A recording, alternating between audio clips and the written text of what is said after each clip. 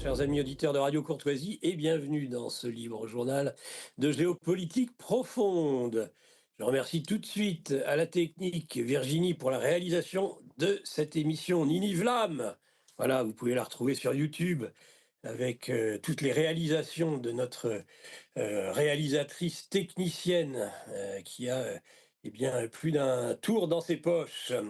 Virginie, merci à elle d'être là souvent, très souvent dans ces libres journaux de géopolitique profonde. C'est un rayon de soleil dont nous avons bien besoin et vous profitez, vous aussi, chers auditeurs, de sa douce et mélodieuse voix durant eh bien, les samedis matins et bien d'autres jours dans la semaine. Je pense qu'il est là, je le subodore, je le sais, je l'espère, je le souhaite. Il est toujours fidèle au rendez-vous. C'est un bénévole, ce n'en est que plus absolument magnifique de sa part de venir le samedi matin tôt. Il prend les transports. Hein, il n'affronte pas heureusement le trafic de Madame Hidalgo, mais, mais en tout cas il affronte quand même les transports en commun. C'est Patrice. S'il est là, n'hésitez pas, vous le saurez très vite parce que appelez à ce moment-là le standard de Radio Courtoisie et eh bien il se fera un plaisir de vous répondre et de nous transmettre avec mon invité du jour les questions dans cette émission du livre journal de géopolitique profonde sur Radio Courtoisie. Sujet justement que vous a annoncé Virginie il y a un instant sur les mensonges, les vrais mensonges, je dirais même de la DNC, dermatose nodulaire contagieuse, des bovins, tous ces mensonges. On est retourné, on est reparti pour un tour après le Covid. Après s'être attaqué aux hommes, eh bien, ils s'attaquent à leurs animaux d'élevage, à leurs bestiaux, au bétail, en particulier aux bovins. Ça sera le sujet principal de cette émission.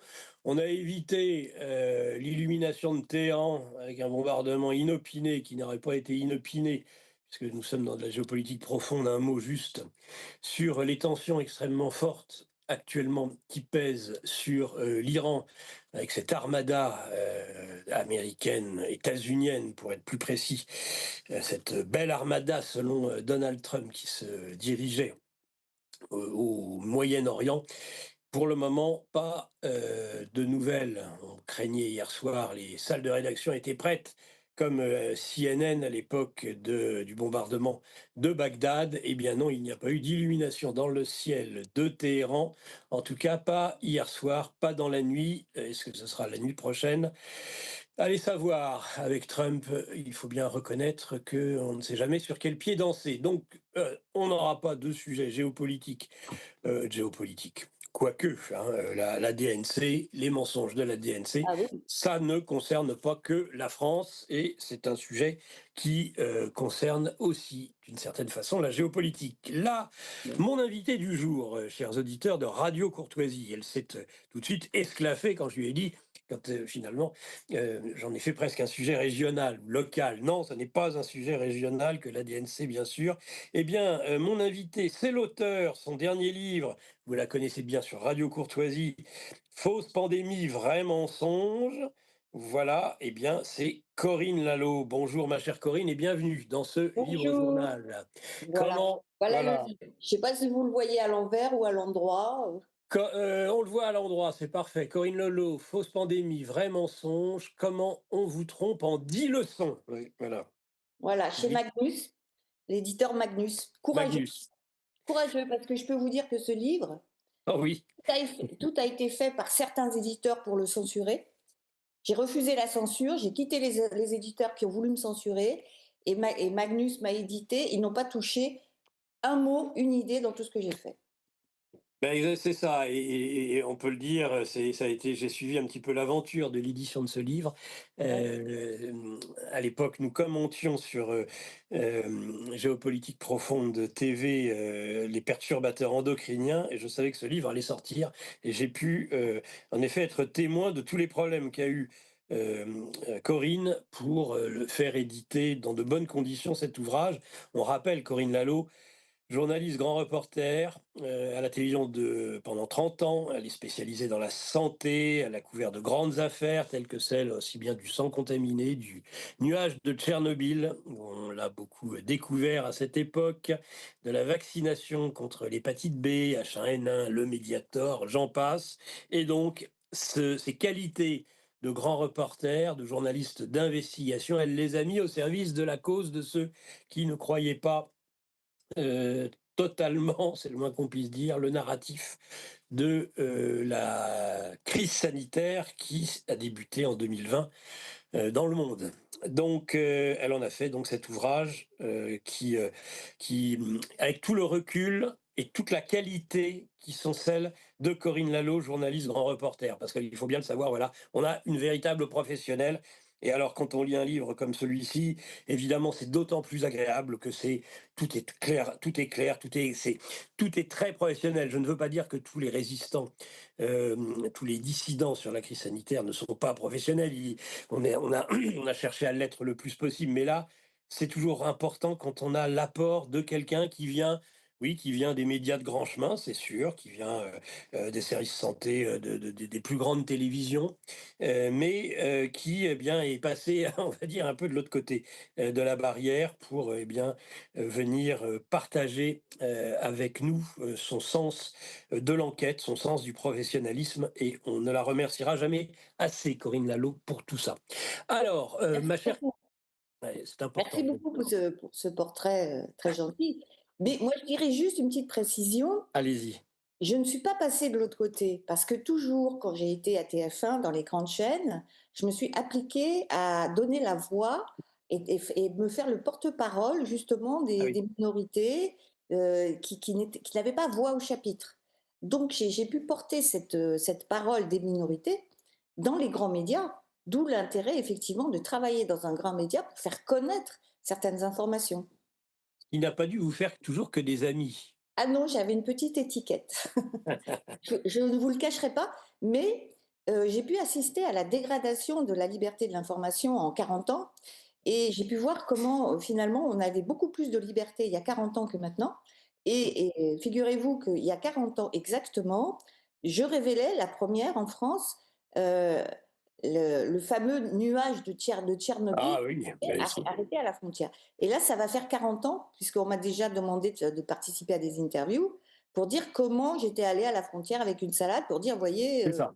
le mensonge d'État sur le nuage radioactif» et à l'époque, D'un on côté, la salade est comestible et pas de l'autre. voilà, voilà et donc là, on est 40 ans plus tard et on aurait pu se dire, bon, bah, que la liberté d'expression avait progressé et malheureusement, c'est le contraire et on le voit tous les jours avec, toutes les mesures qui sont en ce moment votées, que ce soit à l'Assemblée nationale, sous couvert de protéger les moins de 15 ans, on va carrément, mettre en fiche toute la population et en plus, on va étendre ça à tous les pays européens, comme l'a annoncé, la Commission européenne.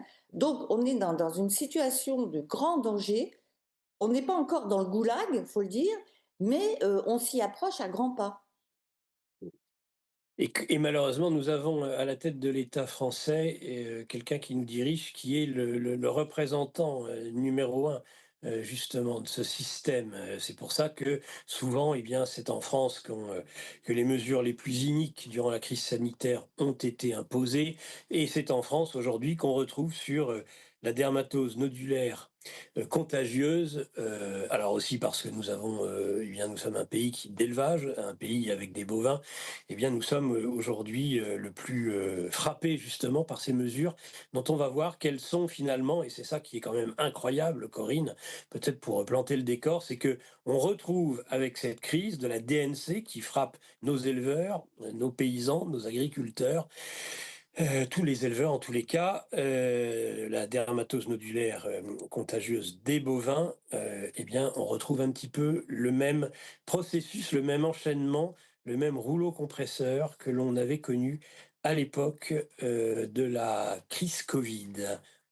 Effectivement et je viens de faire une conférence à Biarritz, Ouais. Anglet plus précisément, avec les paysans, du Pays basque et du Gers et de Haute-Garonne qui se sont réunis dans un collectif qui s'appelle, le collectif, Paysans libres et donc ces paysans, il faut savoir ce qu'ils sont en train d'endurer actuellement.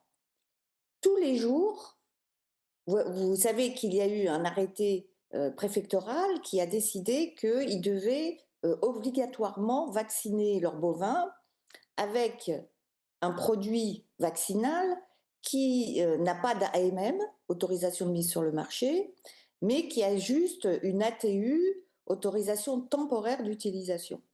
Avec, c'est écrit sur l'ATU, un degré de preuve limité. C'est-à-dire que même l'autorité ad hoc, finalement, donne l'autorisation temporaire, mais en disant, bon, on n'a pas beaucoup de preuves. Bon. Et en plus, il y a toute une série justement de données sur cette autorisation qui sont fournies par le fabricant. L'autorité n'a même pas vérifié. En tout cas, il ne donne pas le dossier qui aurait permis de donner cette autorisation. Et Mmh. donc, tous les jours actuellement, les paysans, les éleveurs reçoivent, ceux qui ne veulent pas vacciner, par exemple, puisqu'il y a eu un arrêté pour les obliger à vacciner, sans même leur dire avec quoi. On leur dit, vous vaccinez, et c'est l'État qui vous fournit le produit. Ils ne Mmh. savent même pas ce qu'il y a dans le produit. Non. Et alors évidemment, il y a une violation complète du consentement éclairé. Mmh. Donc là, on est dans les libertés fondamentales qui nous sont normalement accordées par la Constitution. Et donc, à ce moment-là, qu'est-ce qui se passe? Ils sont harcelés par les vétérinaires. Ils sont harcelés par les vétérinaires qui les appellent tous les matins, tous ceux qui n'ont pas vacciné, en leur disant, bon, maintenant, vous allez vacciner. Ah. Et s'ils disent non, écoutez, nous, on ne veut pas vacciner, à ce moment-là, ils reçoivent une lettre du préfet avec une mise en demeure de vacciner et toutes sortes de menaces. Alors, il y a des menaces sur la mise en demeure en disant qu'ils vont leur donner des amendes. Alors, ils disent des chiffres absolument ahurissants, du genre oui, 750 euros, mais alors ils ne savent pas si c'est pour toute la ferme ou par Ou bovin. par bovin, par tête de bétail, Voilà, oui. donc ils essayent de les menacer comme ça. Ils les menacent alors là, oralement, parce qu'ils osent pas le mettre par écrit, qu'ils vont leur supprimer la PAC, qu'ils vont leur interdire de vendre le lait, vous voyez? Donc ils ont des mesures de coercition qui sont telles que, la plupart des agriculteurs cèdent. Et si on regarde les 5 départements concernés, par exemple dans le sud-ouest, Mmh. ils sont vaccinés à 90. Donc 90-95. Donc le département le moins vacciné, c'est celui des Pyrénées-Atlantiques, c'est le Pays basque, donc il Ouais. résiste encore un petit peu, mais c'est que 5% qui résistent, en fin de compte. C'est pas non plus la totalité. Donc à la limite, le préfet pourrait dire, bon ça va, on a 95%, on nous demande même pas tant dans les textes, donc on pourrait arrêter de harceler les paysans. Mais non, ils les harcèlent. On harcèle ceux qui nous nourrissent. C'est aussi, Voilà. ça en dit long sur notre société, je dirais. Sans oublier que quand, ça ne suffit pas de les harceler, on passe, à la manière forte, surtout lorsqu'on veut abattre le troupeau et qu'il y a de la résistance. Alors, comme on a pu le voir, dernièrement, on n'hésite pas à matraquer, à gazer, à envoyer des centaures, des hélicoptères, pour mieux gazer toutes, les résistances. Donc, alors, il faut vacciner, voilà, parce que il y a cette DNC dont on nous dit qu'elle est, en tout cas Annie Genevard, notre ministre de l'Agriculture, nous explique que la DNC est une maladie extrêmement, un, contagieuse et deux, extrêmement mortelle pour les bovins. Hein, c'est un petit peu ce qui nous est présenté. Vous, ce que vous expliquez dans votre enquête, Corinne, eh bien, c'est qu'il n'en est rien de ça, de ce narratif.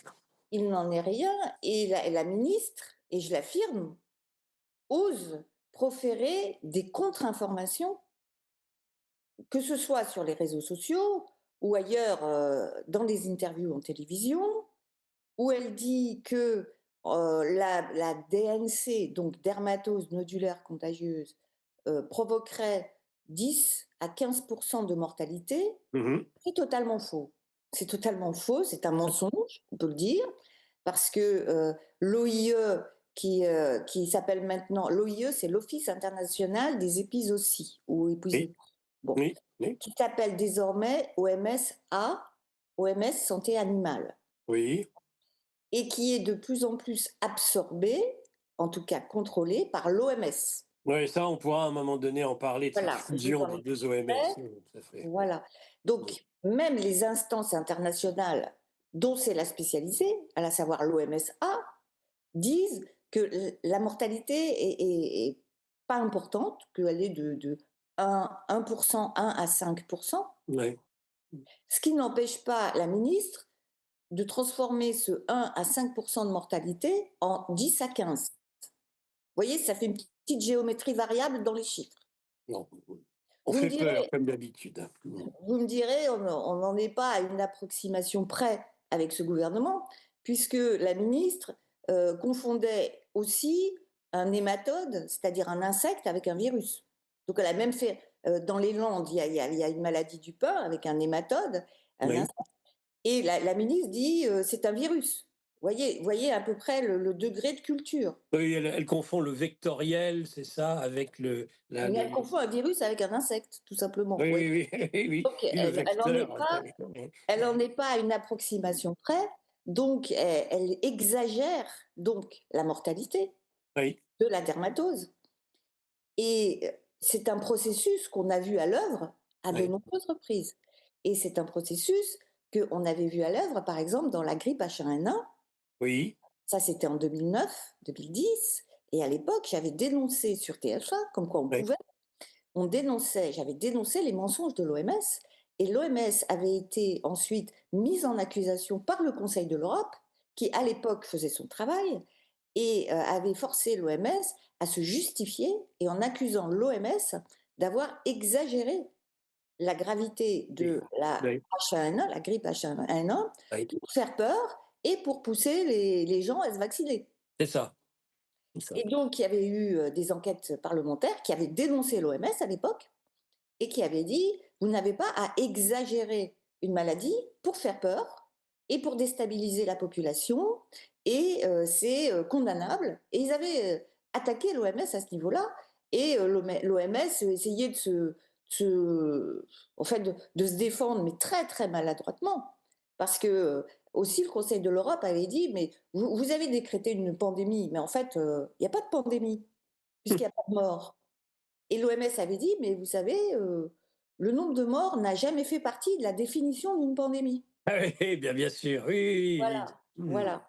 Donc là, ils ont vu que c'était un argument qui était pas trop tenable, donc ils essayent de changer d'argument, mais en réalité, effectivement, et à l'époque, on l'avait dit, il y avait des médecins qui l'avaient dit, et y compris des médecins allemands qui étaient assez en pointe et qui avaient dit: «Mais alors attendez, si on décrète une pandémie pour n'importe quoi, la prochaine fois, ce sera un rhume, un Ah virus de bien rhume». oui, bien Eh sûr, bien, qu'est-ce que c'est que le coronavirus? bien sûr, C'est un virus de rhume. Et ce que c'est ça. j'annonce dans mon livre, ce que je dis dans mon livre, c'est que c'est un instrument de faire une liste de virus. On en a autant qu'on veut des virus. Si vous voulez, ils peuvent en sortir tous les jours des nouveaux. Et bon, ils vont en sortir tous les jours un nouveau virus. Je donne quelques listes de virus qu'ils ont en stock, qui vont pouvoir sortir quand ils voudront. Et chaque fois qu'ils parlent de virus, ça leur permet d'éviter de parler des vrais problèmes. Et les vrais problèmes, c'est la contamination chimique. Ce sont les pesticides. Ce sont les Et perturbateurs puis ça, endocriniens. c'est voilà, c'est le fameux c'est le livre écrit avant, Voilà. Fausse pandémie, vrai mensonge, qui est le livre sur les perturbateurs endocriniens, toujours Corinne Lalo.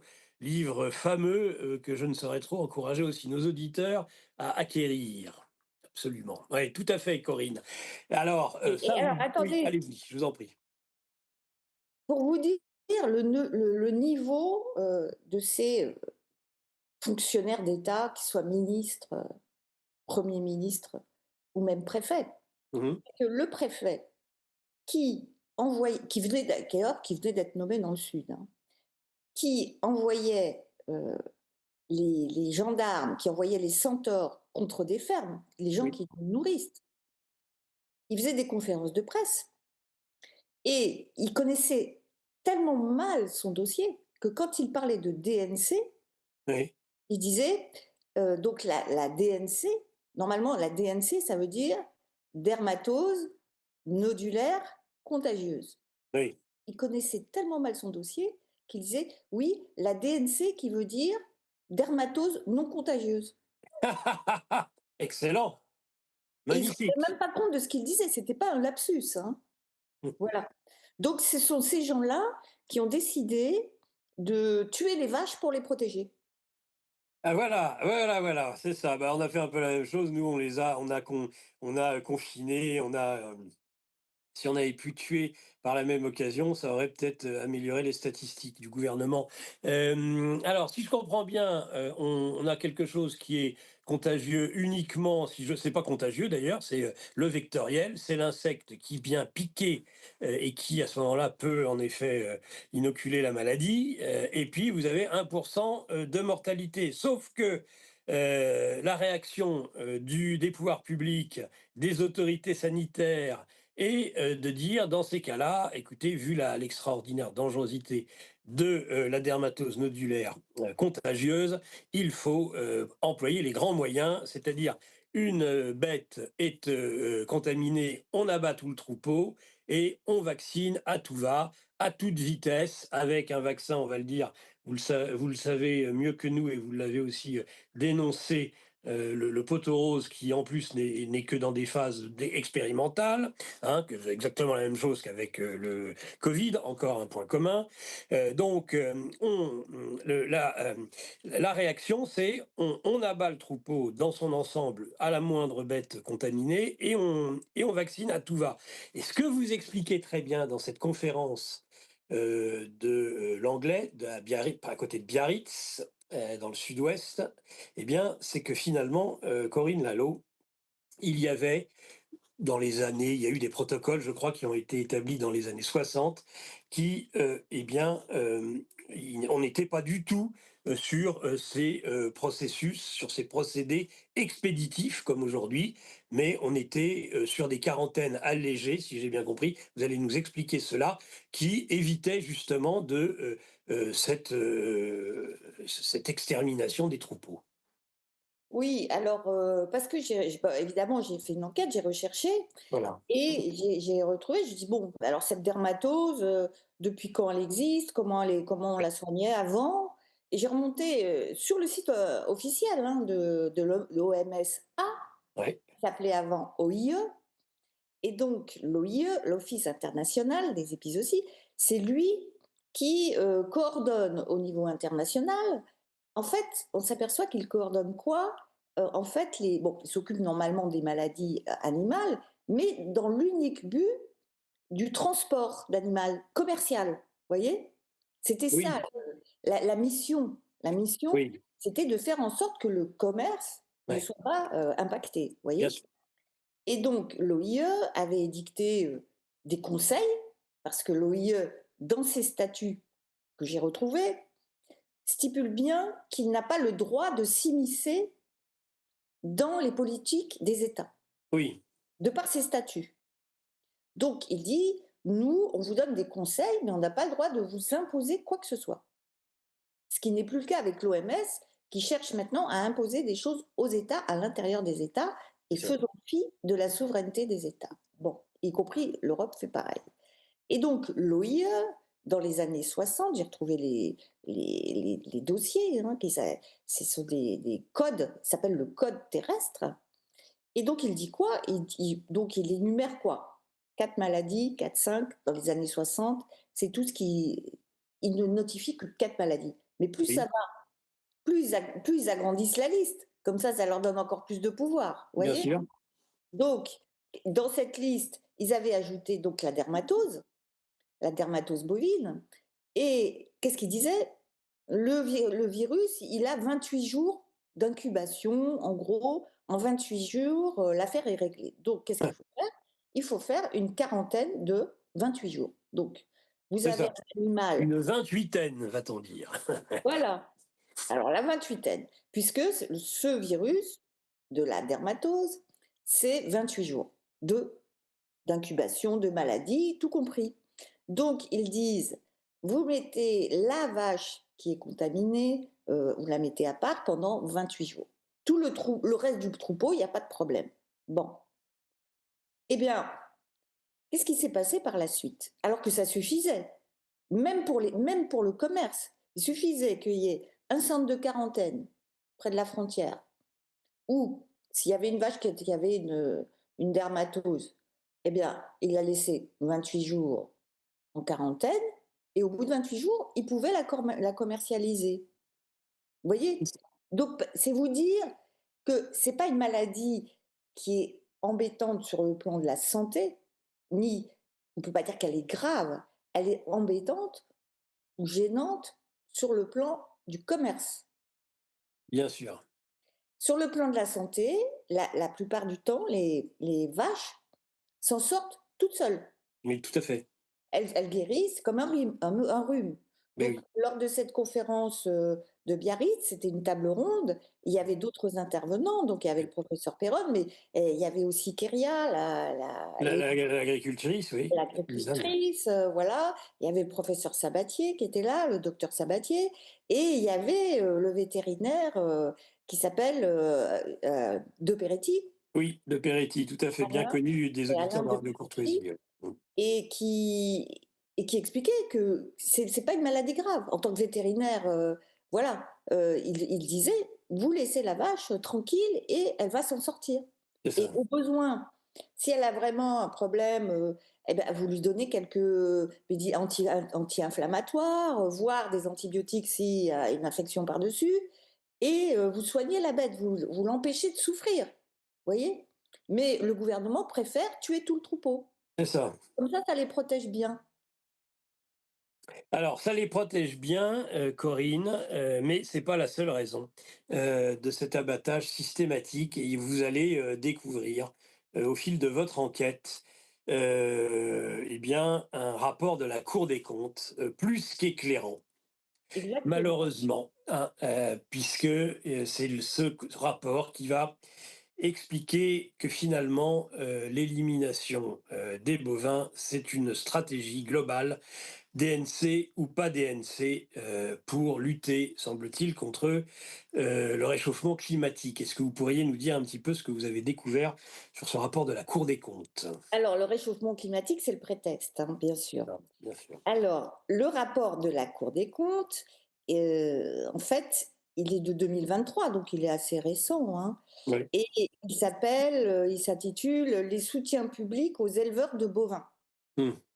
Donc, en gros, il trouve qu'il y a trop de soutien public aux éleveurs de bovins, qu'il faudrait faire en sorte qu'il y en ait moins. Ah, Et par conséquent, pour qu'il y ait moins de soutien public, bah, il faut qu'il y ait moins de cheptel. bah, bien sûr. Voilà. Alors, la recommandation numéro 2 de ce rapport, je vous la lis, si vous voulez bien. Ah, bien sûr. Alors, recommandation numéro 2 au ministère de l'Agriculture, hein, d'accord? Ils disent: «Il faut définir et rendre publique une stratégie de réduction du cheptel bovin cohérente avec les objectifs climatiques du Global Methane Pledge, donc l'engagement global pour le méthane, signé par la France en tenant compte des objectifs de santé publique, de souveraineté alimentaire et d'aménagement du territoire». Donc, il recommande une réduction du cheptel bovin Mmh. de l'ordre de 37 à 39 à l'horizon 2030. Alors, il cite plusieurs études, et évidemment, il y a des études qui ont leur faveur, puisqu'il les cite, sinon il ne les citerait pas. Et vous voyez que évolution du cheptel entre 2010 et 2035, ils vous disent bah, il faudrait que ça fasse voilà, moins 38%, par exemple. Mmh. Moins 36% pour les vaches laitières et moins 38% pour les vaches allaitantes. Les vaches allaitantes, c'est les vaches à viande. Voilà. Oui. Alors, comment il justifie ça, et qui doit réduire son cheptel bovin? Oui. Alors, il vise les petites structures, qui Ah! sont d'ailleurs les plus nombreuses. Pourquoi? Parce qu'ils estiment que les petites structures sont celles qui ont le plus de mal à s'en sortir. C'est-à-dire qu'ils estiment que puisque les éleveurs de bovins ne gagnent pas assez bien leur vie, vous voyez? Oui. eh bien, il faut les éliminer. Faut qu'ils changent. Alors ils ont fait un petit schéma avec des petits ronds comme ils aiment bien, voilà. Mmh. Il y a 4 carrés et donc il y a un carré qui est en rouge, c'est, les petits éleveurs bovins qui gagnent pas assez, bien leur vie. Oui, Donc puisqu'ils sont pauvres et qu'ils gagnent pas assez bien leur vie, eh ben, il faut les aider à se reconvertir et comme ça, c'est assez intéressant parce qu'en général, ils possèdent un patrimoine qui est assez, valorisé. Donc oui, plus vous les obligez à se reconvertir, plus vous pouvez donner accès, à leur patrimoine oui. et toutes les grosses entreprises qui voudront racheter le patrimoine des petits entrepreneurs, des petits agriculteurs, eh bien, ils vont pouvoir le faire, tranquillement. Quant aux autres qui gagnent un peu mieux leur vie, eh ben, il faudrait qu'ils changent, par exemple, d'activité. Donc s'ils font du bovin, bah, il ferait mieux de faire du maïs, par exemple, voilà. Ou Ouais. et c'est ce qui s'est déjà passé dans les Pyrénées-Atlantiques. En 10 ans, entre 2010 et 2020, les Pyrénées-Atlantiques ont perdu 50 de leur cheptel bovin. Eh bien, dites donc. Parce que l'Europe a encouragé ça en leur donnant des primes au maïs. Donc plus ils cultivent du maïs, plus ils font Mmh. de primes. J'avais fait des reportages à l'époque à TF1, Oui. c'était à 4 000 € l'hectare, je sais pas quoi. Je Ouais. sais pas combien c'est maintenant parce que mais le fait est que dans les Pyrénées-Atlantiques, et c'est dans le rapport de la Cour des comptes, donc ça m'a rafraîchi la mémoire, Hein, hein. eh bien, ils ont perdu, la moitié de leur cheptel bovin en 10 ans. Voyez? Et qui disparaît? Bah, ce sont, les petites structures, qui sont par ailleurs les plus nombreuses et c'est le modèle familial de production qui est visé. Ah!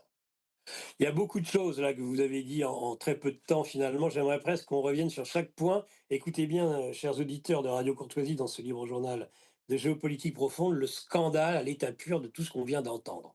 Tout d'abord, ce que nous explique Corinne Lallot, et peut-être pouvez-vous encore approfondir, c'est que finalement, cette politique d'abattage, eh bien, systématique, elle a des causes liées à la fois à un prétexte, le réchauffement climatique, et elle est par ailleurs, elle a comme cause des raisons purement financières, c'est-à-dire que l'autorité sanitaire se met au service de grandes directives financières finalement européennes et ça, il faudra le rappeler aussi, hein, parce qu'il y a beaucoup de bêtises qui sont dites là-dessus en disant oui, mais non, c'est la France Oui, voilà. qui Ouais, en ouais. fait trop là-dessus. Non, non, non, c'est bien l'Union européenne à l'origine qui vient et Bruxelles qui s'immisce dans ce dossier. Mais en tout cas, on a une chaîne de causalité qui aboutissent à cet abattage systématique de notre troupeau. Vous venez de donner un département qui avait déjà perdu la moitié de son cheptel bovin. Ça veut dire que finalement, tout ça, les autorités sanitaires se mettent au service de grands intérêts comptables, administratifs, financiers. C'est bien ça que vous expliquez. Alors, moi, je dis pas qu'ils abattent les troupeaux, parce qu'ils l'ont décidé. Je dis: «Il se trouve que», Oui. ils disent, vous voyez?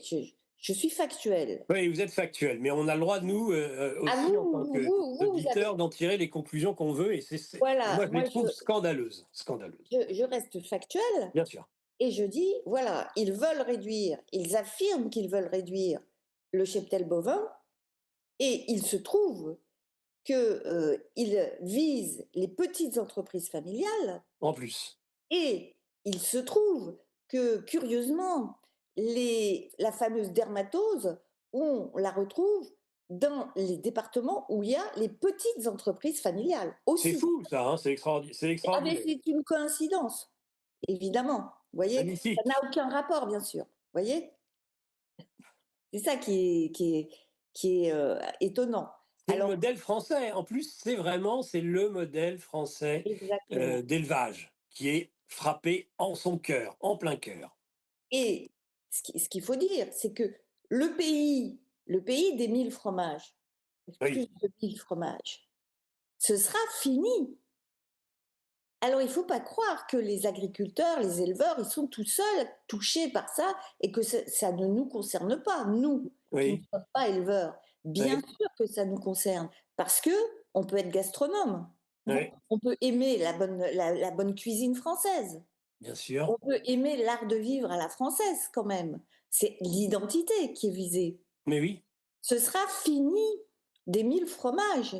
Parce que quand vous n'avez plus de petites entreprises familiales avec des terroirs, avec des fromages, avec des vaches, avec des races particulières qui vont vous faire justement toute cette diversité oui, culinaire, oui, ce sera fini. Donc, qui devrait se mobiliser, à votre avis? Tous les consommateurs, exactement. tous les Français qui aiment bien manger, et voilà, on peut dire que c'est la majorité. Mais Nettement, aussi, il faudrait que tous les restaurateurs qui devraient mettre leurs étoiles là, devraient parler de tout ça. exactement. Parce que c'est l'art de vivre à la française qui est visé. C'est pas que les éleveurs, à travers eux. Si on abandonne nos éleveurs, ça en sera fini de la gastronomie française. Et c'est absolument, et on parlera à un moment donné peut-être dans l'émission des confédérations, des collectifs qui se mettent en place, Oui, alors il justement. faut savoir que il y a quand même des trouvailles justement dans le rapport de la Cour des comptes. Oui. C'est que, en même temps, ils disent que c'est les petites entreprises les petites entreprises familiales qui sont les plus coûteuses pour l'État, quoi. Mmh. Mais en même temps, ils citent la loi climat. Alors ils disent que C'est c'est ça, parce qu'ils je estiment vais vous le que les dire. bovins, alors ils ont des jugements péremptoires qui sont absolument pas étayés sur le plan scientifique. Ce qui fait que dans ce rapport, qui est un rapport de la Cour des comptes, donc de l'argent, ils vont dire le bilan de l'élevage bovin pour le climat est défavorable. Ils n'apportent aucune preuve. Ils veulent nous faire croire que c'est défavorable. Eh bien, c'est faux. Oui, Ouais. alors ça, c'est vraiment là, c'est une honte, absolue puisque en effet, quand on cite la loi climat, les, petites, exploitations devraient normalement être celles qui survivent, alors qu'on nous explique que c'est au prétexte du, réchauffement climatique c'est une des raisons d'abattage, et on nous dit par ailleurs que finalement ce qui, dans ces cas-là, génère le plus, j'imagine, de CO2, ce sont les grandes firmes, et c'est elles qui vont s'en sortir finalement. Exactement. Ça, c'est inc ça, voilà, c'est ce Exactement. Alors que la loi climat, j'ai pris un article, voilà. la loi 2021, là, ils disent justement qu'il faut protéger les petites entreprises familiales. Ils disent il faut sauvegarder pour les filières les plus à risque de Ouais, reconquérir la souveraineté alimentaire de la France en protégeant les agriculteurs de la concurrence déloyale de produits importés issus de systèmes de production ne respectant pas les normes imposées par la réglementation européenne. Vous voyez? C'est exactement ce qui va se passer avec le Mercosur. C'est exactement ça. Alors que la loi climat dit il faut protéger les petits agriculteurs, ouais. bien le rapport de la Cour des comptes dit ah ben non, il faut éliminer en gros les petits agriculteurs. Et justement, la fameuse loi climat, elle dit exactement il faut veiller à une juste rémunération des exploitants, des salariés, des non-salariés, des secteurs agricoles et agroalimentaires, ainsi qu'à leurs conditions de travail, leur protection sociale et leur qualité de vie, de préserver un modèle d'exploitation agricole familiale, de rechercher l'équilibre des relations commerciales, notamment pour un meilleur partage de la valeur ajoutée et de contribuer à l'organisation collective des acteurs. Mmh. On en est loin puisque c'est pas ce qu'ils font. Mais c'est normalement ce qui est recommandé par la loi climat. Qui est recommandé par la loi climat, exactement. En quelques minutes avant la pause du Bobino, un peu plus de 5 minutes, Corinne, donc des sujets, par rapport à cela, il y en a une multitude. Peut-être revenir sur l'aspect, purement commercial, parce que vous disiez que finalement beaucoup de ce qui était mis en œuvre était lié à un aspect commercial. Or, sur l'aspect commercial, finalement, en effet, ceux qui s'en sortent le mieux, ce sont les grandes firmes, hein, et qui n'hésitent pas d'ailleurs à délocaliser si c'est nécessaire. Et là, on voit intervenir finalement dans ces questions liées à l'élevage aussi, eh bien, un des thèmes, et il ne faut pas, à mon avis, et vous allez nous le dire, séparer le problème de la DNC du problème du Mercosur, parce que en fait, les deux sont liés. Les 2 sont liés, bien sûr, parce que, qu'est-ce qui se passe avec le Mercosur?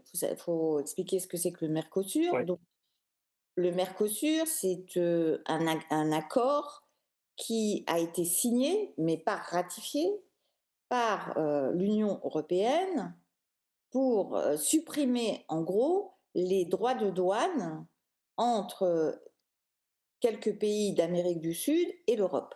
Oui. Alors, l'Europe dit qu'elle va supprimer les droits de douane, principalement sur les importations alimentaires, donc celles qui vont directement concurrencer les éleveurs et les agriculteurs. Donc c'est eux qui vont souffrir de cet accord. Mmh. Et en échange, les pays d'Amérique du Sud vont baisser les droits de douane sur tout ce qui va être les voitures et la chimie, principalement, qui viendra d'Europe. Donc, en gros, l'Union européenne est en train de sacrifier tous les agriculteurs d'Europe, pas seulement les Français, hein, évidemment les Mmh. Français en premier, mais tous, y compris les Espagnols, les Allemands, les Hollandais, les Italiens, les Polonais, au profit de l'industrie Ouais. principalement allemande. Ah, La- alors ça, c'est certain, bien sûr. Donc, qui va bénéficier de l'accord Mercosur?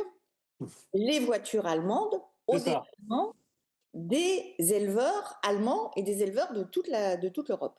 Mais y compris des éleveurs allemands, ils vont souffrir, hein. Bon. Ah oui, ça, c'est évident. Les éleveurs européens vont souffrir.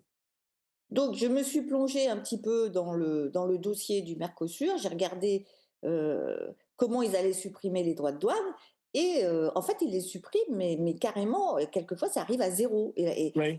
quelquefois, ça met 5 ans à arriver à zéro, mais ils arrivent, en fin de compte, il y a écrit importation sans taxe, duty free.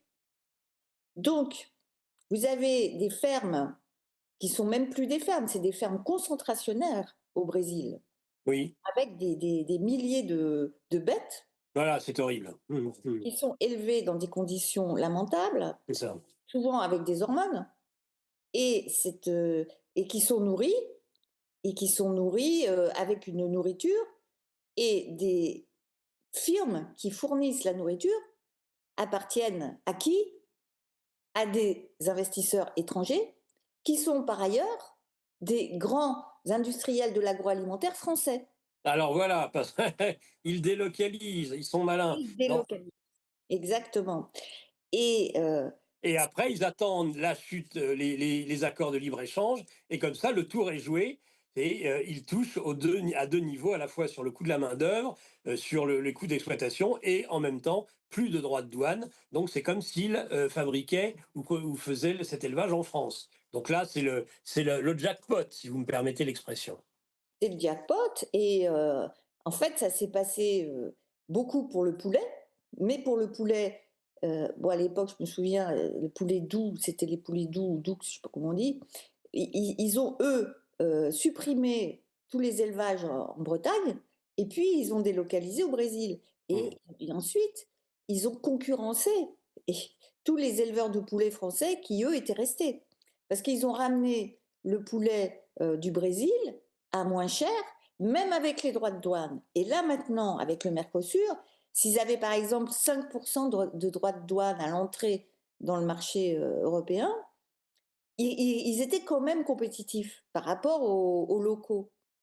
Mais maintenant, ils vont même plus avoir les 5% de droits de douane. Ils vont arriver avec 0%. C'est ça, c'est ça. Et donc, qu'est-ce qu'ils font ces gens-là? Ils vont tuer les petits producteurs même de bœufs, parce que c'est pareil, hein, et de poulets, mais aussi partout dans le monde. En Afrique, vous avez des petits producteurs de poulets qui n'ont pas pu survivre à cause du poulet brésilien qui arrive sans taxe. Vous voyez? Et ils ont forcé les pays africains à supprimer leurs taxes sur les poulets. Et les poulets ont tué les petits élevages locaux, que ce soit en Afrique de l'Ouest ou ailleurs.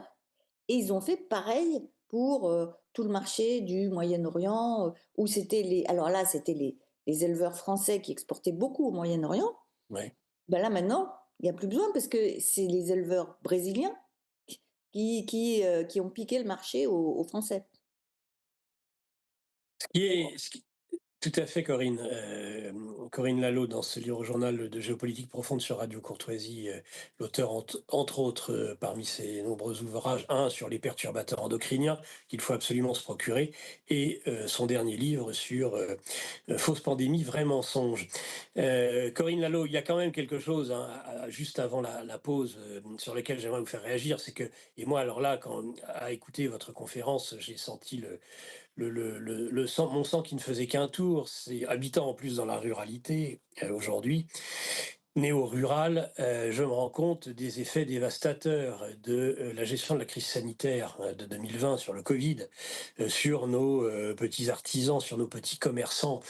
Tout ça a été massacré par la politique qui a été menée à ce moment-là. Hein. Rappelez-vous sur les fermetures administratives, le confinement, pendant des mois, les restaurateurs fermés, les commerces non essentiels fermés. Eh bien, on se dit que tout ça a été voulu et que c'était la cause et que c'était la raison. Parce que là, c'est très éclairant. Peut-être faut-il d'ailleurs avoir un peu plus de distance parce que ce sont des animaux. Alors, on n'imagine pas qu'on puisse faire ça aux hommes. Et en fait, bien sûr que si. Mais quand on se dit, ah, ben, ils le font aux animaux, eh ben, on se rend compte que, en fait, c'est exactement la même stratégie qui a été mise en place. C'est proprement scandaleux. Et je fais un tableau comparatif sur les similitudes. Parce qu'ils ils ont Mhm. aussi, ça je le dis dans mon livre, Fausse pandémie, tout le chapitre sur les EHPAD et Oui, comment le médicament Rivotril a été utilisé dans les EHPAD et a eu pour effet de tuer, de tuer une bonne partie des personnes âgées qui étaient là, parce que c'est un médicament qui, par définition, tue lorsqu'on est en plus, lorsqu'on a une bronchite, quand on a c'est ça. des poumons atteints. Et c'est un médicament qui n'est absolument pas recommandé quand on a un problème de poumon. Ouais. Or, le gouvernement a fait quoi? Il a autorisé l'utilisation de ce médicament dans les EHPAD, là où il y avait le Covid, qui est supposé être un problème de poumon. Alors, rappelez-nous, je me souviens plus, c'était auquel prétexte? Parce que pourquoi administrer du Rivotril à ce moment-là? Quelle avait été l'excuse bidon qui avait été trouvée? Parce que c'était Je pas pour vais- soigner. Ah ben non, mais je vais vous dire, il n'y en avait même pas. C'était pas parce que c'était un calmant ou quelque chose comme ça? Non, mais Non? le, le, le Rivotril, Oui, quand vous avez soi-disant un Covid ou un problème de poumon, ou même d'ailleurs, même si vous n'en avez pas, oui, il fait une dépression donc du cœur, des poumons, ce qui fait que tout s'arrête de fonctionner. oui. Donc ça vous tue, quoi, en gros. Oui, oui, oui. On donne, si on veut faire de l'euthanasie, on vous donne du Rivotril. Hein. On peut faire de l'euthanasie avec du Rivotril, vous voyez? Parce que vous ne pouvez plus respirer. Ouais. Bon. Donc, sous prétexte que les personnes âgées avaient du mal à respirer, eh ben, on leur donnait du Rivotril, comme ça, ils respiraient plus du tout. Oui, Et oui, c'est ce qui s'est passé. Et en fait, ce sont les humains, les personnes âgées, qui ont connu le même sort que ce qu'on fait aux vaches actuellement. oui. Alors voilà. Vous voyez? Alors Et il y a le ça, mais scandale, le scandale du Rivotril, malheureusement, vu qu'il y a de la censure partout, il ne peut pas éclore, mais il y a Pierre Chaillot qui l'a très très bien documenté. Je le cite dans oui, c'est mon. le seul pic de mortalité, le seul et unique pic de mortalité, il est pas lié à la grippette. Il est lié il est lié en effet, c'est des morts dans les EHPAD. Et les morts dans les EHPAD correspondent exactement Ouais, au c'est pic de ça, vente du Rivotril. c'est ça. Voilà, on a abouti, hein, pour la pandémie du siècle qui n'était pas la pandémie, qui était une fausse pandémie, comme vous le titrez formidablement dans votre ouvrage, eh bien le seul pic où en effet, quand il y a des pandémies mortelles, il y a des pics de mortalité. Oui, il y a un pic de mortalité, quelques mois, eh bien, au moment en effet où il y a achat de doses de Rivotril, et ce sont les EHPAD qui sont touchés. Tout à fait.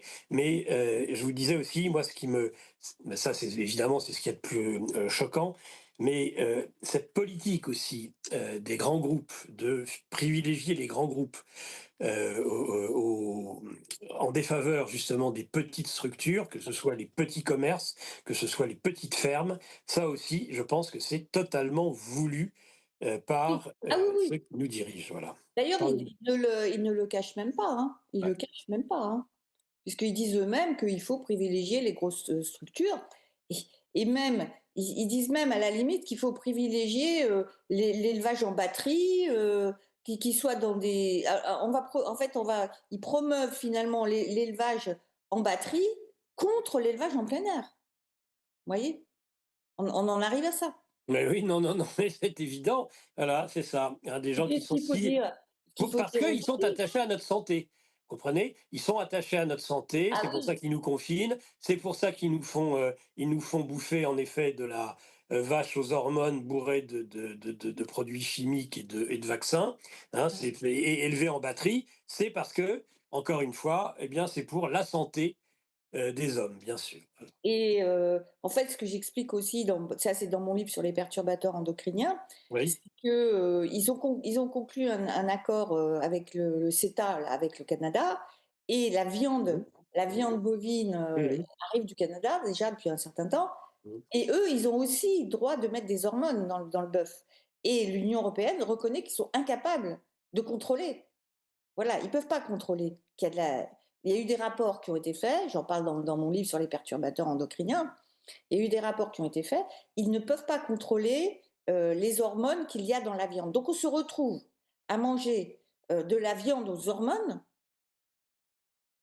qui vient du Canada en France, Oui, et c'est ce qui va se passer avec la viande aux hormones qui va arriver du Brésil. c'est ça. Et donc, on va se retrouver à avoir des problèmes de perturbateurs endocriniens. Donc, je Mhm. l'ai écrit dans mon livre, c'est toute une ribambelle de problèmes qui sont des vrais problèmes de santé publique. C'est sûr. Et j'en donne la liste. Et Oui. donc, on va porter atteinte à la santé des Français. Donc, il faut que les Français comprennent qu'avec cette histoire de Mercosur et d'abattage de bovins en France, c'est pas que les consommateurs, c'est aussi leur santé qui va en pâtir. Totalement. Voilà.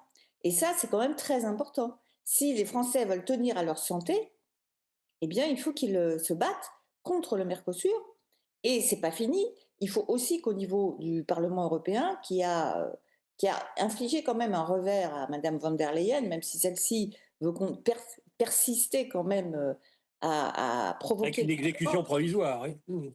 C'est provisoire, mais c'est déjà ça. Vous voyez, moi, c'est ce que je pense.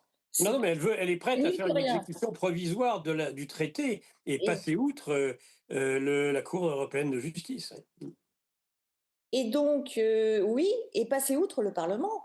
Ah bah, ce que demande le Parlement. Eh oui, et puis même peut-être le vote du Le Parlement. vote du Parlement, parce qu'il faut savoir que Madame von der Leyen, moi je me suis penchée un peu sur les textes, Madame von der Leyen, elle veut faire croire qu'elle peut procéder à une application provisoire du Mercosur.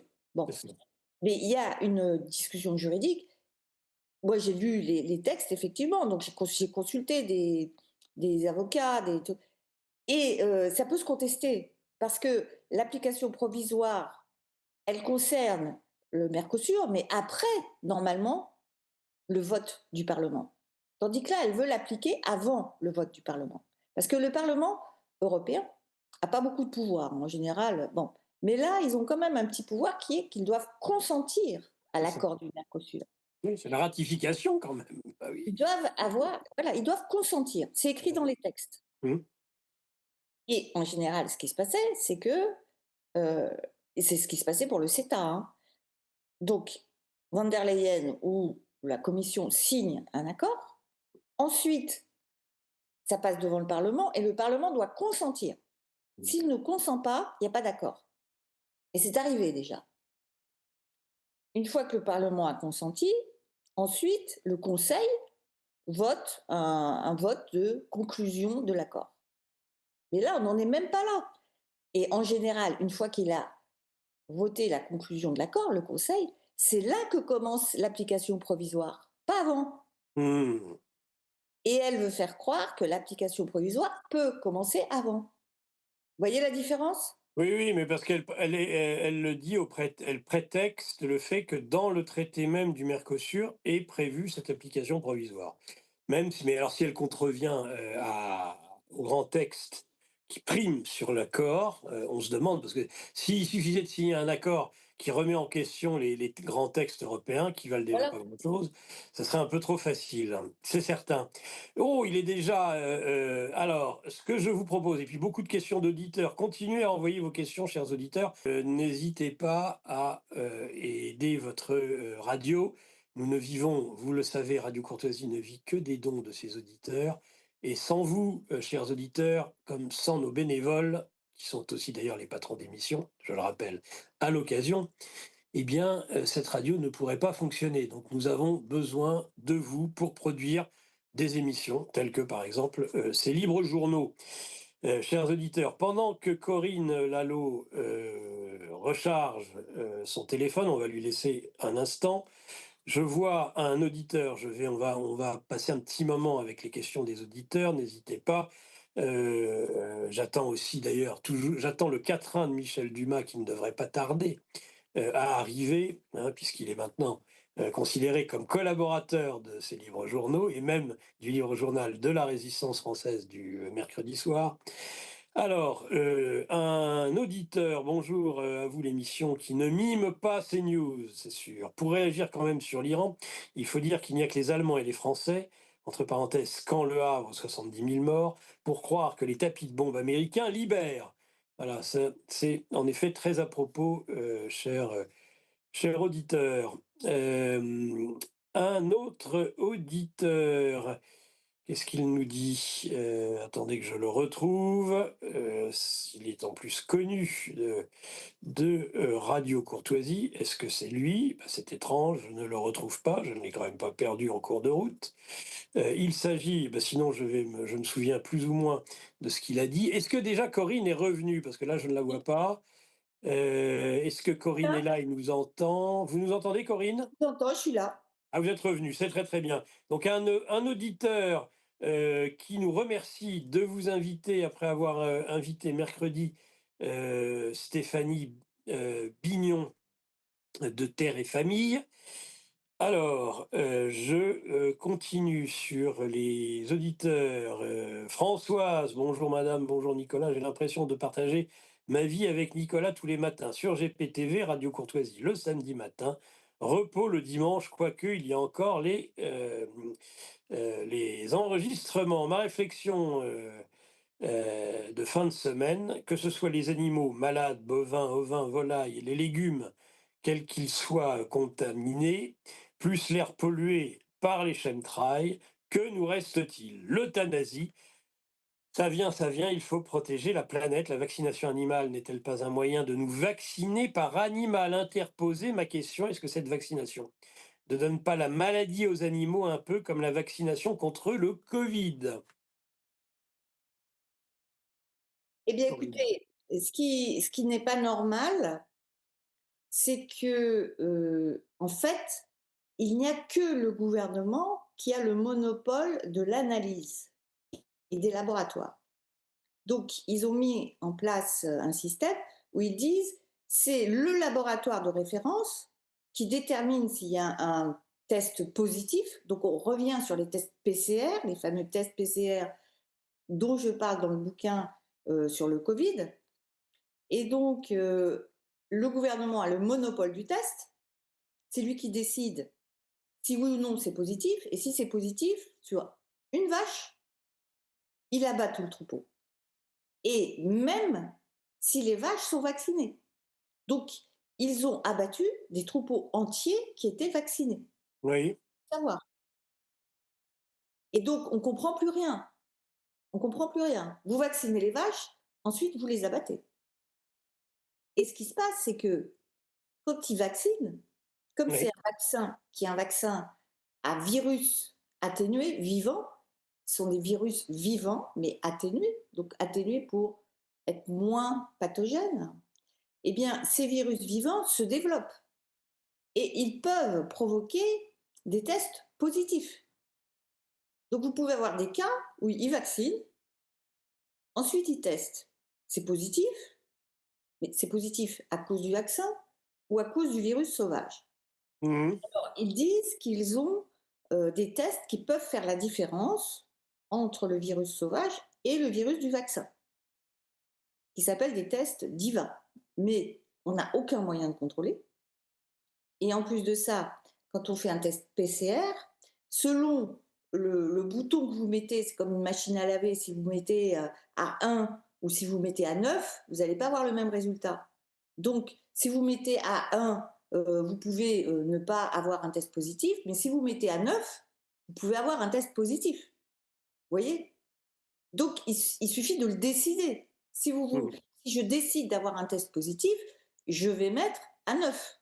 Je dis Bien 9, sûr. vous voyez, en réalité, ça s'appelle des CT, des cycles Les cycles, les fameux cycles, oui, tout à fait. de seuil, voilà, threshold cycles.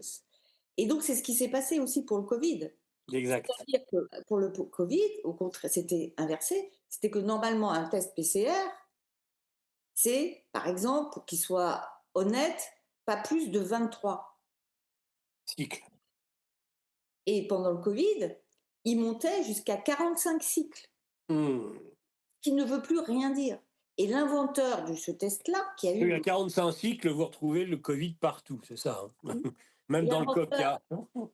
l'inventeur de ce test Mhm. PCR, qui avait eu le prix Nobel pour ça, Oui, il était contre le fait d'utiliser le test PCR pour ça. Et il disait, mais vous pouvez trouver ce que vous voulez. Ça ne rime à rien. c'est ça. Ça ne rime à rien. Exactement. Tout à fait, Corinne. Euh, un- Attendez, pour Allez-y, aller un peu plus loin, allez-y, allez-y. il faut arrêter avec ce monopole du laboratoire. Parce que Oui, une fois qu'ils testent une vache positive, et c'est arrivé à des familles d'agriculteurs, hein, ils ont testé leur vache positive, une vache positive. Et c'est très possible qu'il y ait des faux positifs, vous voyez. oui. Et les agriculteurs ont demandé à ce qu'il y ait une deuxième analyse. Et donc Ouais. une contre-analyse. Uh-huh. Ça leur a été refusé. Ce qui est totalement illégal, parce que là encore, dans les textes européens, c'est prévu qu'ils ont droit quand même à demander une contre-analyse. Or là, l'État s'arroge le monopole du test. Donc, comment est-ce que vous faites pour contester? Vous ne pouvez pas. Bon. Donc, qu'est-ce qu'il faut? Il faudrait que les Français, tout confondu, que ce soit éleveurs, consommateurs, tout ce qu'on veut, ils aient des laboratoires indépendants. Si on compare avec Tchernobyl, qu'est-ce qui s'est passé? Le Oui, nuage de Tchernobyl. bien sûr. Comme il y avait de la radioactivité qui était sur la France et que Oui, l'État le niait, absolument. que finalement ils ont été obligés de le reconnaître. Et Michel Rivasi, donc qui était euh, feu Michel Rivasi, qui était une amie que je regrette beaucoup, donc qui est décédée, elle avait Ancienne députée européenne. Tout à fait. ancienne Ouais, députée députée européenne. européenne. Au moment de Tchernobyl, elle n'était pas députée européenne, elle était prof de sciences agricoles. Oui, de sciences naturelles, de Elle sciences et était vie de prof la de Terre. Ouais. sciences. Et avec d'autres scientifiques, chercheurs, professeurs d'université, ils ont créé un laboratoire indépendant pour mesurer la radioactivité, parce qu'ils ne voulaient plus dépendre des mesures de l'État. Qui leur disait que non, ce n'était pas radioactif. Et elle avait mesuré que, effectivement, par exemple, le thym était radioactif, les fromages étaient radioactifs. Et à l'époque, moi, j'avais fait des reportages à TF1 pour dire voilà, il y a un laboratoire indépendant qui s'est créé et qui mesure la radioactivité. Mais il faut Hmm. faire la même chose maintenant. Il faut un laboratoire indépendant qui se crée et qui mesure, oui ou non, si les analyses de l'État sont crédibles ou pas. Hmm. Ils ont le monopole, ils décident ce qu'ils veulent. Le jour où ils ne veulent pas, ou ils ne veulent plus qu'il y ait de vaches positives, ben, ils arrêteront de dire qu'ils en ont, c'est tout. Et on ne pourra absolument pas vérifier. Ouais. Tout à fait, Corinne. Auditrice, le machiavélisme est de retour, preuve qu'ils ne sont pas fous. La méthode a marché pendant le Covid, donc maintenant c'est le tour de l'agriculture et Macron, qui tue la France de ses racines depuis son arrivée, actionne la terreur, le mensonge pour finir la destruction de notre pays. Votre invité cite les textes qui sont visibles, donc alors pourquoi les députés, les élus et autres n'agissent pas en informant les Français de ce qui se trame avant la mise en place des mesures? Ils ne font rien non plus pour sauver les élevages, pas plus qu'ils n'ont agi pour protéger les citoyens pendant le Covid. Ils ne font rien avant, ni pendant, ni après. Ça, eh ben, c'est la raison pour laquelle nous avons aussi des lanceurs d'alerte, des journalistes d'investigation, des grands reporters comme Corinne Lalo, je dirais, chère auditrice. Donc voilà, cet auditeur, après votre belle émission avec l'excellente Stéphanie Bignon, merci d'avoir invité Corinne Lalo, lumineuse et courageuse. Je pense, chère madame, que nous sommes bien au goulag, mais mental. Quel est l'objectif des larbins du pouvoir mondialiste? Comment détruire la France, joyau de l'agriculture et de la gastronomie française? Bien courtoisement, voilà, donc cet auditeur va dans le sens de ce que nous disait Corinne Lalo. Ah, ça m'intéresse. Un auditeur. L'excuse donnée pour la préconisation du Rivotril était, ben voilà, de soulager les malades en EHPAD d'insuffisance respiratoire, la peur de mourir par étouffement terrible. Voilà, c'était bien une sorte d'anxiolytique, parce que les gens avaient peur d'étouffer, eh bien, le mieux, c'était encore de les étouffer. Quelle horreur! C'est d'un cynisme vraiment, en effet, achevé. Euh, Auditeur, un autre auditeur, une auditrice. Bonjour, si le bétail est injecté dans pratiquement toutes les régions de France, saurons-nous, chez le boucher, si leur viande est concernée, sachant ainsi que vous le dites, que la région basque est la moins touchée pour le moment, et comment savoir si la viande proposée donc viendra de ce secteur? Bien sûr, l'on peut retorquer que la provenance est indiquée, mais effectivement, même si le boucher certifie que les animaux sont nourris à l'herbe, tout ceci reste flou et j'indique également, pour l'avoir demandé, qu'il est impossible de savoir quelle injection antibiotique, etc., ces animaux ont reçu. D'autre part, les dirigeants qui ont droit aux meilleurs produits cuisinés par les meilleurs chefs auront-ils dans leur assiette la viande du Mercosur? Ils ne le sauront pas, ils ne le sauront pas. Ils ne le sauront pas, Mais non, ce sera très, très difficile de savoir. Ce sera très difficile de savoir. c'est ça. Ben, là, toujours dans le même sens, un auditeur, il serait intéressant de connaître les fournisseurs de viande de l'Élysée. Je pense qu'on aurait des surprises, viande étrangère ou des éleveurs protégés de l'État. Bien, Corinne, peut-être à ce moment-là de l'émission, aussi donner un élément positif d'optimisme, en tout cas, par rapport à la lutte actuelle, c'est que se créent des collectifs. Est-ce que vous pourriez nous en dire quelques mots? Alors oui, comme ça se passe au Pays basque, Oui. les éleveurs du Pays basque, se sont constitués en collectif, ça s'appelle, collectif des paysans libres et donc ils ont pu faire des conférences de presse, ils ont pu interpeller maintenant le préfet et ils constituent une force et en plus, des consommateurs les rejoignent. Mmh. Ils les rejoignent et donc dans chaque, région se constituent des collectifs qui peuvent servir de pôle, pour justement rassembler cette, Ouais, cette, résistance, à l'oppression et quand il y aura, suffisamment de collectifs par région, oui. à ce moment-là, ils se coordonneront. Mmh. Mais ce qui se passe aussi, c'est qu'il y a beaucoup de d'attaques en justice, de requêtes en justice. Donc il y a aussi une bagarre sur le plan juridique, parce que quand ils reçoivent une lettre en demeure, il faut qu'ils y répondent. Ouais, Et donc là, il y a plusieurs façons de répondre, c'est-à-dire que il faut effectivement faire une lettre, parce qu'on a consulté des avocats, donc il faut faire une lettre au préfet en lui demandant des explications et en disant écoutez, non, vous ne donnez pas d'informations dans votre arrêté, dans votre mise en demeure. À ce moment-là, en théorie, le préfet est obligé de les recevoir, mais il ne faut pas que ça s'arrête là. Donc, ce qui se passe, parce que le préfet, il fait ce qu'il veut. Donc il peut dire OK, je vous reçois, puis je continue à vous menacer.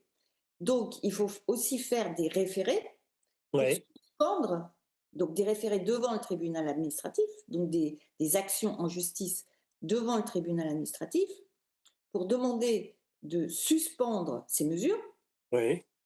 et faire en même temps une attaque au fond, c'est-à-dire le temps que la justice se prononce sur les arguments que vous donnez, vous, pour contrer cette politique absurde d'abattage, d'abattage aveugle.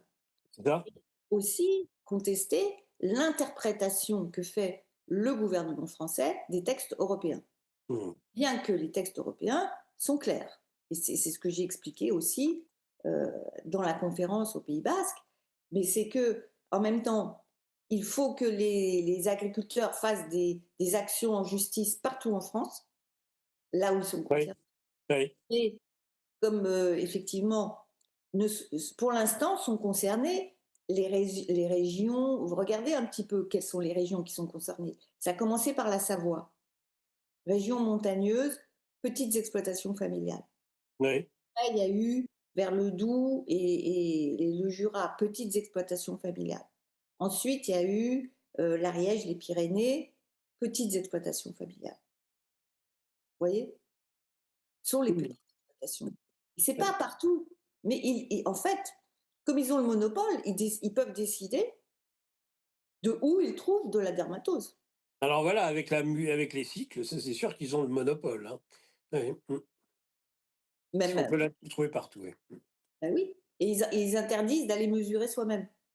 Et quand ils envoient des vétérinaires de l'armée ou des vétérinaires officiels vaccinés, Ouais, les vétérinaires, d'après ce que je me suis laissé dire, ils prennent soin de rapporter avec eux les flacons à moitié utilisés ou non utilisés pour pas que les paysans les gardent et puissent les analyser.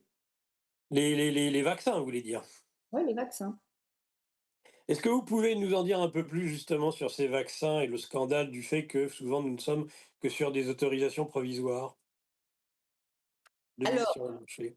ben oui, ben ça je peux vous le dire parce que qu'est-ce que j'ai fait moi quand j'ai voulu enquêter? J'ai cherché quel était le vaccin qui était inoculé. Mmh. Donc j'ai cherché où? J'ai cherché sur le ministère, le site du ministère de l'Agriculture. Ouais. Il n'est pas mentionné le vaccin. J'ai cherché sur le site du Premier ministre. Il n'est pas mentionné. J'ai cherché sur le site des préfectures. Il n'est pas mentionné. Donc, nulle part, les autorités politiques ne mentionnent le produit qui est injecté.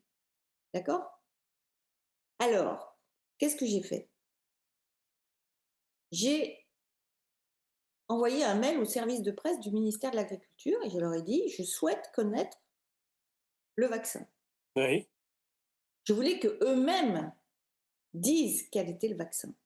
En réalité, j'avais enquêté, je savais, j'avais trouvé en fait la fameuse autorisation ATU. Mmh.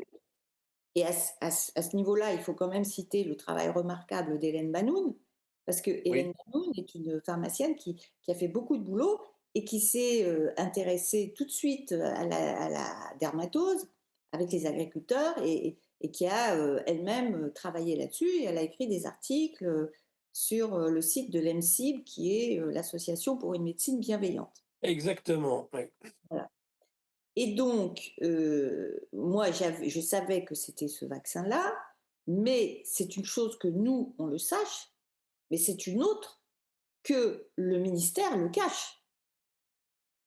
Vous voyez? Pourquoi cacher le nom de ce vaccin? Oui. Donc, je leur ai demandé au ministère et ils me l'ont donné par mail. Ils m'ont donné le lien qui, qui est le lien vers l'ATU, l'autorisation temporaire d'utilisation, qui a été donné par l'agence qui s'appelle l'ANSES, qui est l'agence de la nourriture, donc et des aliments, qui est pour la sécurité alimentaire. Et quand vous voyez cette autorisation temporaire, donc Mmh. et donc je l'ai révélée sur mon compte X. Oui.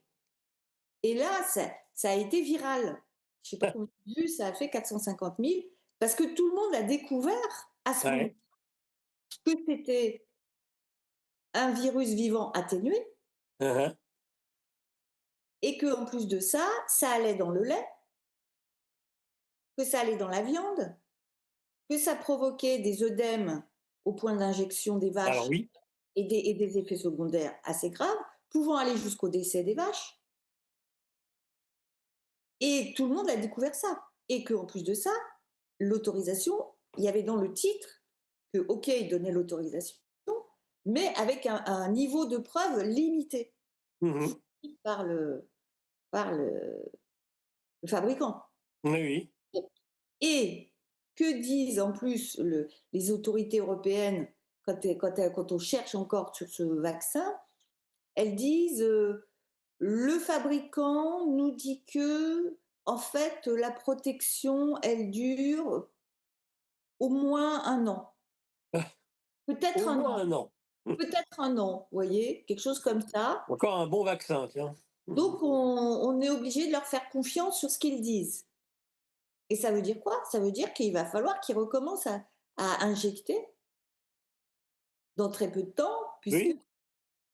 si la protection théorique ne dure même pas un an, ça veut dire qu'il va falloir recommencer tout le temps. Alors, pourquoi recommencer tout le temps? Alors que c'est une maladie qui peut se soigner facilement avec une quarantaine. Et il y a un aspect qui n'est pas inintéressant, qui est l'aspect financier. Combien ça coûte tout ça? Voilà. Combien ça coûte? Ça coûte très cher. Oui. Ça coûte très cher parce que d'abord, il va falloir indemniser tous les troupeaux qu'on a abattus. Ils appellent ça dépeuplement. C'est Mmh. rien d'ailleurs, ils appellent ça dépeuplement. Il va falloir payer les vaccins. Et Mmh. apparemment, d'après ce que je me suis laissé dire, mais là aussi il y a un secret, on ne connaît pas les prix, mais ça peut aller jusqu'à 100 euros, on ne connaît pas. D'ailleurs, peut-être que je demanderai au ministère quel est Ouais. le prix. Et on arrive à des millions, alors qu'il suffirait de laisser les vaches en quarantaine. Donc, du point de vue économique, c'est une catastrophe. Parce Totalement. qu'évidemment, tous les Français qui payent pour une politique absurde. Tout à Et fait. donc, le problème, c'est quand même le problème de l'omerta. C'est d'abord dans les règlements européens, mais aussi français, il y a ce qu'on appelle le libre consentement éclairé, aussi bien Mmh. pour les vaccins humains que pour les vaccins pour vos animaux. Et donc, ce libre consentement éclairé n'est absolument pas respecté. Ce n'est pas pour rien s'il y a des actions en justice au tribunal administratif, Mmh. mais souvent elles sont retoquées, et là, on ne peut pas dire que la justice fasse son travail. Mmh. Voilà, donc il y a beaucoup de...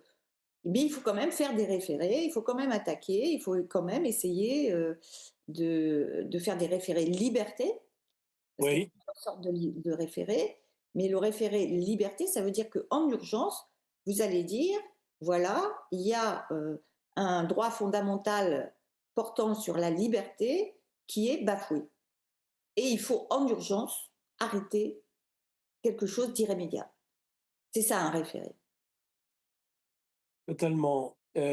Corinne, 2 encore, parce qu'il ne nous reste plus que 8 minutes, dans cette émission. J'ai 2 éléments encore. D'abord, une auditrice qui pose la question, de savoir comment aider les collectifs qui sont en train de se mettre en place quand on n'est pas soi-même, éleveur, agriculteur, paysan. Alors, pour l'instant, il faut être très prudent aussi. Vous imaginez bien, parce qu'il y a des gens qui commencent à vouloir Récupérer, récupérer tout récupérer. ça. Voilà. Mmh. Il faut être très prudent sur la récupération. Mmh. Et pour l'instant, il n'y a pas de collectif national. Donc, méfiez-vous Ouais. des gens qui vont vous dire euh, euh, envoyez-nous de l'argent à tel endroit ou, voyez, Ouais. c'est local. Donc, euh, vous avez un boucher, vous êtes dans un terroir, vous vous mettez en contact avec les éleveurs de votre terroir et vous Oui. voyez avec eux, dans votre région, localement, comment ils s'organisent. Et si vous habitez les grandes villes? Alors, si vous abritez les ah bah, alors là, c'est, pour l'instant, c'est en si vous voulez, c'est collectif, ils sont en train de se mettre en place. Donc tout Mmh. est fait aussi pour essayer de les infiltrer et de les empêcher d'agir. Ouais. Au niveau des préfets, ils les menacent et au niveau des agriculteurs, ils les menacent aussi. Je peux vous dire que la conférence de Biarritz, elle Oui. était prévue dans une salle et qu'il y a eu de la censure et que la salle a été, retirée au dernier Ouais. moment. Donc elle a eu lieu dans une autre salle Ouais. qui était mieux et plus grande. Donc de toute façon, vous voyez, Mmh. finalement, ça a été un mal pour un bien. Mais c'est vrai que les consommateurs, il faut qu'ils se mettent en contact, voilà, avec, les collectifs de paysans libres qui sont en train Collectif de paysans libres, c'est vraiment la formule, ouais. Mmh. collectifs de paysans libres qui sont en train de se mettre en place dans les régions. Et il y a un collectif en Bourgogne-Franche-Comté. Il va y en avoir un dans le Cantal qui est en train de se construire. Il y a celui du Sud, paysans libres du Pays basque. D'accord. Vous voyez, Pays basque gère, le Gers et la Donc Haute-Garonne. ça, déjà, on peut faire confiance. Bon, bah, ça, c'est Alors, important. et aussi, vous voyez, des gens à qui on peut faire confiance, qui sont par exemple des paysans comme Gaïa, comme Kéria, Oui, la table de Gaïa. oui, tout à fait. Kéria va aussi, par son action, faire en sorte que il puisse y avoir une riposte. Très bien. Mais Heu, méfiez-vous des autres qui disent tout centraliser et qui vous disent écrivez-nous à telle adresse. Voilà, non, là, il faut être prudent. faut Faut être être prudent. Donc prudence, mais soutien. prudent. Pour l'instant, c'est en train de se faire. Donc, il faut être prudent et mettez-vous en contact avec vos éleveurs locaux. Et en ville, bah, c'est plus compliqué. Et avant le quatrain de Michel Dumas pour conclure cette émission du livre journal de géopolitique profonde avec Corinne Lalo, auteure de son dernier ouvrage, Fausse pandémie, vrai mensonge. Un livre aussi sur les perturbateurs endocriniens que je ne saurais trop conseiller aux auditeurs.